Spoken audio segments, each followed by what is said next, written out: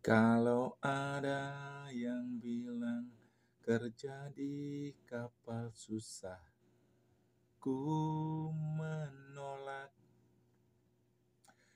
Kalau ada yang bilang kerja di kapal sulit, ku tak percaya. Buktinya diriku tetap senang dan terus kembali. Cukup, cukup, cukup. Oke. Kenapa saya menyanyi seperti itu? Karena apa? Mari kita bahas. Oke. Teman-teman, jumpa lagi di Dunia Pesiar, tempat mangkalnya para pelaut dan calon pelaut. Saya tadi bernyanyi di awal karena apa? Karena banyak dari teman-teman atau ada pertanyaan yang mengatakan bahwa kerja di kapal pesiar itu sulit, kerja di kapal pesiar itu susah, kerja di kapal pesiar itu berat, kerja di kapal pesiar itu ini dan itu negatif semua itu. Ya. Saya sebagai seorang yang melakoni, seseorang yang sudah menjalankan bukan 1-2 tahun, tetapi dari tahun 2006, itu Anda bayangkan sudah 18 kontrak itu sudah saya melakoni itu.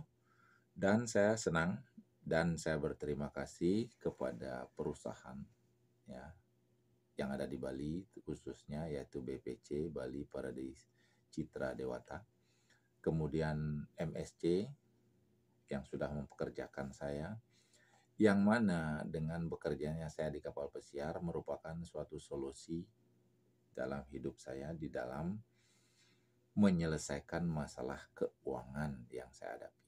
Itu. Dan sampai sekarang saya masih bisa bertahan, dan seperti saat ini Anda bisa lihat saya sehat walafiat. Istilahnya bersyukur ya. Saya berterima kasih telah dipekerjakan di MSC ya. Mungkin Anda bekerja di kapal lain, Anda juga merasa berterima kasih sekali dengan perusahaan Anda, karena di mana Anda bekerja, disitulah Anda harus bangga ya. Kenapa saya berkatakan saya senang di sini? Mari kita lihat ya, mari kita bahas kenapa, kan begitu ya. Karena apa? Ada, bukannya banyak. Jadi ada salah satu yang mengatakan bahwa saya sudah bekerja di kapal pesiar, tidak ada apa-apanya ya. Saya tidak punya ini, tidak punya itu jadinya. Saya sampai saat ini saya masih ada masalah tentang keuangan, walaupun saya sudah 18 kali berangkat, tapi itu adalah merupakan suatu solusi saya bekerja di sini. Karena seandainya saya tidak bekerja di sini, saya tidak punya solusi tentang keuangan yang saya hadapi. Ya, mungkin saya tidak punya solusi tentang jalan hidup yang saya alami juga. Ya. Apalagi ada plusnya, kita dapat keliling dunia gratis, dimanapun kita mau turun, kita bisa melakukannya. Ya. Kalau kita lihat penghasilan dari seseorang di kapal pesiar, itu adalah tergantung bukan dari berapa besar kita mendapatkan penghasilan, karena rata-rata kalau kita lihat penghasilan dari kapal pesiar itu antara 20 sampai 50 juta itu ya. Dan kalau saya ambil tengah-tengah saya saja, katakanlah 2.000 dolar, itu sekitar 30 juta. Ya.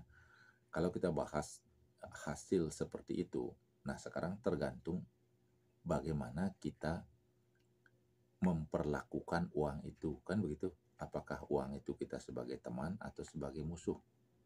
Kalau sebagai teman, baik-baiklah menjaga dia, kan begitu? Baik-baik menyimpan dia. Apakah benar Anda menyimpan uang yang Anda peroleh? Kan itu menjadi persoalan. Ya. Bukan karena Anda bekerja di perusahaan ini terus pindah ke perusahaan itu, ini lebih baik ya saya harus katakan, bukan seperti itu ya. Karena ada pepatah mengatakan bahwa ada seseorang mencari kesenangan di tempat lain atau mencari sesuatu yang lebih bagus di tempat lain ya. Tetapi ada orang lain yang membuat tempat yang dia tempati itu lebih bagus, ya. Membuat tempat yang dia tinggali itu menjadi nyaman, asri, dan menyenangkan. Kan begitu? Ya. Oke, sebelum ngelantur kita bahas ya, seperti tadi adalah penghasilan rata-rata seorang kapal pesiar itu saya anggap 30 juta. Ya. Satu kali kontrak itu minimal 7 bulan. Ya, ada 7 sampai 9 bulan. Kontrak saya kemarin 10 bulan loh. Ya. Saya ambil rata-rata 7. Jadi 7 kali 3 sudah 210 Anda menghasilkan uang. 210 juta. Itu Anda tidak melakukan apa-apa. Artinya Anda tidak mendapat penghasilan tambahan. Ya. Kalau Anda memiliki penghasilan tambahan, katakanlah Anda seorang laundry. Anda punya kemampuan untuk mencukur atau mencuci. Ya, seperti yang saya bahas di video saya yang sebelumnya. Ya. Anda akan bisa mendapatkan lebih. Bahkan penghasilan tambahan Anda itu bisa menjadi 500 atau menambah menjadi 1000 per bulan tambahannya. Saya tidak hitung itu. Apalagi seorang yang kerja di restoran, asisten waiter atau waiter, dia akan mendapatkan tip yang besar. Ya. Katakanlah itu bisa tipnya antara paling pocol, istilahnya paling jelek waiter itu dapat 200 sampai 1000 bisa per bulan. Kan seperti itu. Dolar ini. Nah, saya tidak hitung itu. Saya cuma hitung 2000 penghasilan 30 juta dalam rupiah. Ini kalau Anda bisa simpan, kalau Anda bisa jaga dia itu, dia bisa berkembang, dan kalau Anda bisa berangkat 10 tahun, Anda bisa bayangkan Anda bisa pensiun. Ya. Anda harus mengetahui bahwa tidak ada sesuatu itu yang instan. Jangan terpancing begitu Anda pulang, terpancing ikut bisnis yang mengatakan dapat keuntungan 1% per hari, 30% per bulan. Itu jangan diikuti. Karena apa? Saya sudah kena beberapa kali. Pertama kali beberapa tahun yang lalu saya kena BitConnect. Kemudian beberapa tahun yang lalu saya juga kena koperasi Goldcoin. Ya. Bukan Goldcoinnya yang rusak, tapi koperasinya. Bukan rusak koperasinya, tetapi ada hal-hal yang di luar perhitungan yang membuat bangkrut. Itu masalahnya ya. Jadi jangan terpengaruh seperti itu. Anda harus membangun step by step. Anda harus mengumpulkan uang secara manual, secara Anda mengumpulkan sesuai dengan kemampuan Anda. Tidak ada yang instan, tidak ada yang mendadak. Ya. Kecuali Anda dapat lotre ya.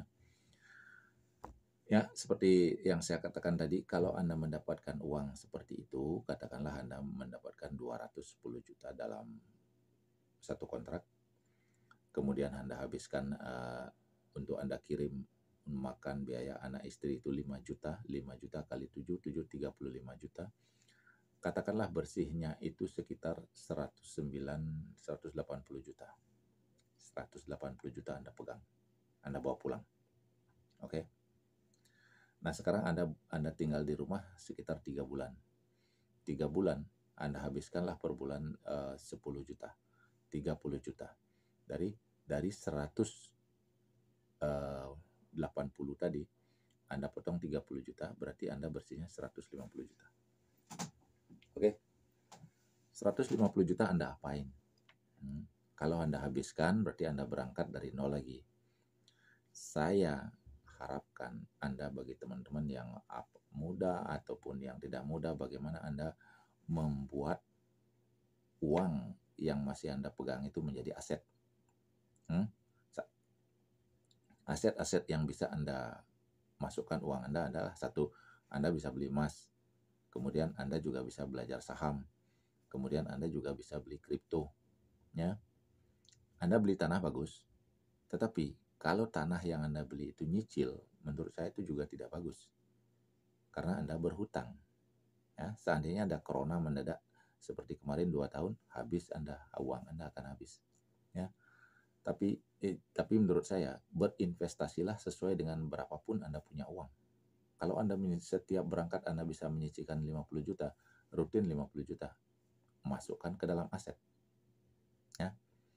aset yang bisa Anda beli seharga itu. Jangan berhutang. Karena saya sudah merasakan bagaimana beratnya berhutang. Walaupun itu kecil, jangan berhutang. Itu saya sarankan sama Anda.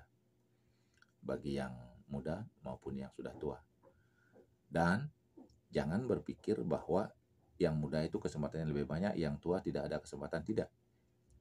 Kita tahu, setiap masa ada orangnya, setiap orang ada masanya. Oke? Anda tahu pendiri McDonald 60 tahun dia baru memulai usaha, kemudian umur 80 tahun dia jadi miliarder. Oke? Itu salah satu contoh. Jangan berpikir kalau sudah tua saya tidak ada kesempatan. Tidak. Mulai dari sekarang, begitu Anda pulang, masukkan uang Anda di aset. Jangan habiskan, walaupun itu untuk membangun rumah dan lain sebagainya. Enggak. Ya, karena apa? Kita ingin begitu kita pensiun dari kapal pesiar, kita punya aset yang bisa menghidupi kita. Ingat, yang menghidupi kita. Aset itulah yang menghidupi kita, bukan kita harus susah lagi mencari kerja ke sana kemari. Ya, pelajari bagaimana Anda invest di aset, emas kah, tanah kah, tapi tanah yang Anda beli harus cash. Kemudian Anda bisa belajar saham yang bagus, yang tidak uang Anda hilang. Kemudian Anda bisa juga belajar kripto. Ya. Setuju dengan saya? Yang setuju silahkan lanjut, yang tidak setuju skip saja, tidak apa-apa. Yang pasti mari kita sama-sama sebagai seorang pelaut, begitu kita selesai tugas kita di laut, kita istilahnya pensiun, supaya jangan kita bingung lagi cari kerja, tapi kita sudah punya aset yang bisa menghidupi diri kita.